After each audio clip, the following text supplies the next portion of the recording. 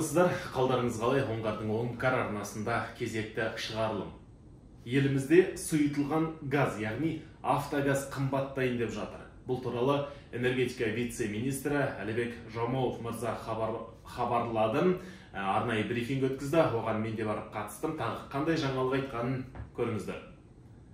Газдың бағасын қаңтардан, яғни жаңа жылдан бастап қымбаттатқалы отыр. Тағы да қаңтарда, тағы да газдың бағасын өсірмекші. Бірақ бұл жолы бұрынғыдай екі есе емес, біртіндеп көтереміз деп отыр. Дегенмен біртіндеп көтергеннің өзінде аз-аздан, бірақ бірнеше рет көтеру жоспарда бар екен. Жылдың басынан 5 теңгеге өседі. Сұйытылған мұнай газ литрына 5 теңге. Одан кейін күздер айында тағы 5-6 теңгеге өседі.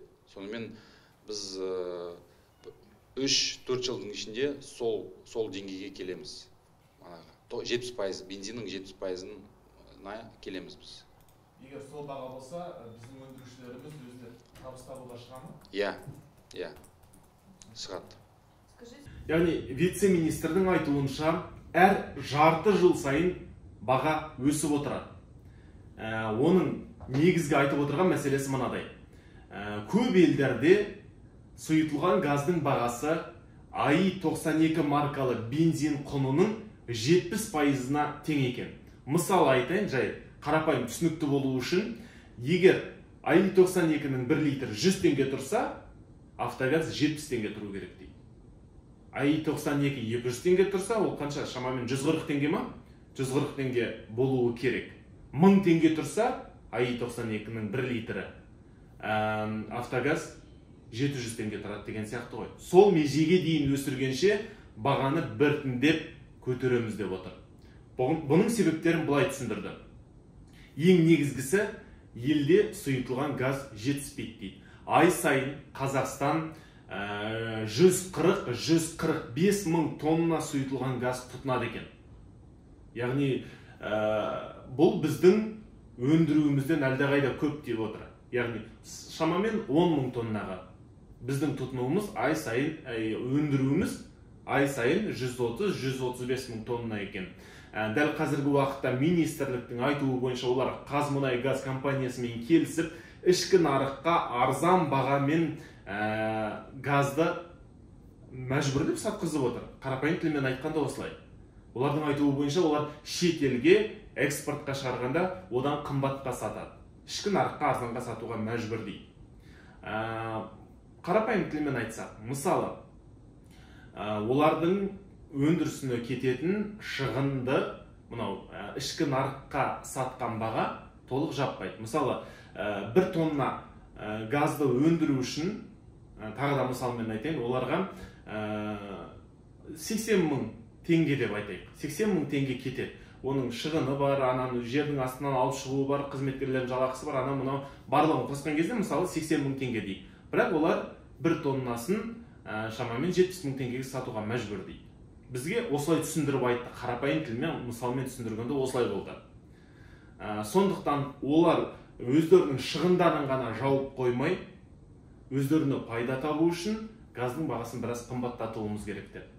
Оның үстіне газ қымбаттаған сайын енді арзан болған сайын оған деген сұраныстың өсетіні анық. Мысалы қазір АИ 92 205 теңге, 95-260 теңге ғой, енді көп тұтынатындардың бірі осы деп алғанда. Ал батыс жақта 51 нәрсе теңге газдың 1 литрі, әрі кеткенде 70-80-90 теңгеге дейін барады. Сұйытылған газдың 1 литрі. Сондықтан көлікпен көп жүретіндер, такси жүргізушілер, немесе қозғалтқыш көлемі үлкен кісілердің барлығын көліктеріне жаппай газ орнатып жатыр дейді. Яғни бензин тым қымбат, газ тым арзан, сондықтан енді әркім арзанға жүгіреді ғой. Сондықтан барлығы газ орнатып жатыр.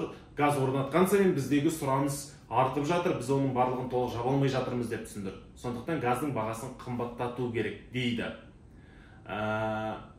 Олардың берген статистикасы бойынша соңғы 1 жылдың ішінде Қазақстанда 300 мыңнан астам автокөлікке газ қондырғысы орнатылыпты. Бұл ресми тіркелген. Мысалы, газды барып орнатып алып, бірақ ішкі істер министрлігіне барып техпаспортқа жазады ғой, газ құрылғысы орнатылған ГБО деген жазумен береді ғой. Соны тіркегендердің өзі 300 мыңнан асты дейді. Ресми тіркемегендері қаншама. Осыны сылтауратты, осыны мысалға келтірдім. Сондықтан бұл энергетика министрлігі қазір осы автокөліктерге орнатылатын газ құрылғыларында реттеуге алмақшы, реттемекші. Оны толық тыйым салып тастамай, ең негізгісі оның қауіпсіз болуы керек дейді. Және де арнайы белгілі мамандандырылған компания немесе кәсіпорындарда ғана бұл газ құрылғысын орнатуға рұқсат береміз деп отыр. 100% шектеу болмайды, бірақ мына газовый оборудованиенің тексеріледі, қандай Қытайдан келді ма, сапалары қандай, оны кім қондырды, қалай қондырды, қай жерден қондырды. Қазір мына қондырғыш компанияларда лицензия мүлдем жоқ. Мүмкін біз лицензиялық қызмет оны жасаймыз ба, қазір соны ойластырып жатырмыз. Сонымен, Қазақстанда газдың бағасы әр өңірде әртүрлі екені белгілі. Газ шығатын аймақтарда оның бағасы арзан, ал сол аймақтардан алыстаған сайын газдың бағасы қымбаттай берді. Мысалға, солтүстік өңірлерде, газ шықпайтын жерлерде газдың бағасы ең қымбат. Ал батыс өңірлерде біршама арзан. Бұл енді тасымалдың құнын апарғанша, мысалға, солтүстік өңірге дейін, сол газды апарғанға дейін кететін шығанды газдың әр литріне қосып отыр. Соның барлығына қай өңірде қанша болмасын, жаңа жылдан бастап 5 теңге қосылады. Одан кейін әр жарты жыл сайын нақты 5 теңге деп айтқан жоқ, дегенмен әр жарты жыл сайын үстіне тағы да қосамыз деп. Осылайша газдың бағасы АИ 92-нің 70%-на дейін теңестіріледі. Бұған дейін де министр Алмасадам Сатпалиев бірнеше рет айтқан, көлік жүргізушілері, сіздер көліктеріңізге газ құрылғыларын орнатпаңыздар, оның өзіне кететін шығынды жаппай қалу мүмкін, себебі жуырда газ қымбаттайды деп ескерткен. Енді олардың позициясы да белгілі, сұраныстың неғұрлым аз болғаны керек, себебі олар ішкі нарықты толық қамти алмай отыр. Оның үстіне енді егер де шынымен көп қымбаттап кетсе, бұл қарапайым халыққа да тиімсіз болып қалуы әбден мүмкін. Дегенмен баға теңеспесе де біраз қымбаттайтыны анық болып отыр. Негізі жалпы бұл газ бағасын қымбаттату қаншалықты дұрыс? Әзірге айтарым осы, амандықта жүздесейік.